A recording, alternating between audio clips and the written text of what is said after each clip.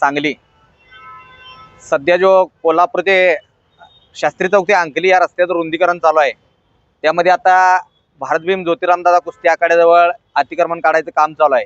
पण एक अतिक्रमण काढत असताना जी बाहेरची जी खोकी रोडवरची आहे ती आत आणण्याचा घाट जो आहे तो आम्ही सर्वांच्या वतीनं आयुक्त साहेबांना कळकळीची विनंती आहे की ही खोकी आत घेऊ नये। कारण का सांगलीच्या जडणघडणीमध्ये सिंहाचा वाटा असणारा भारत भीम ज्योतिरामदादा कुस्ती आखाडा, या आखाड्यावर अनेक पोरं दररोज प्रॅक्टिसला येतात, सरावा करतात, जेणेकरून निर्व्यसनी सशक्त आणि बलवंत व्हावी म्हणून। त्यामुळं इथं बरीच पोरं यायला लागलेली आहेत आणि सांगलीला एक प्रकारचा एक सुसज्ज असा आखाडा, ऊर्जित अवस्था आलेली आहे आखाड्याच्या माध्यमातून। ती आखाड्या गेल्या एक 4-5 वर्षामागे अशी परिस्थिती होती, इथं सगळा गांजाचा आणि सिगरेटचा आणि दारूच्या बाटल्याचा खच दिसायचा।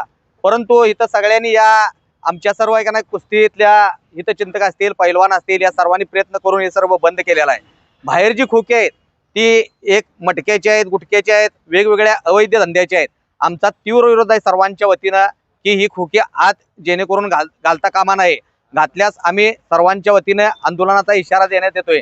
तरी आयुक्त साहेबांना एक कळकळीची विनंती आहे, सांगलीमध्ये एक असा आमराईनंतर एक असा आखाडा आहे आणि या भागात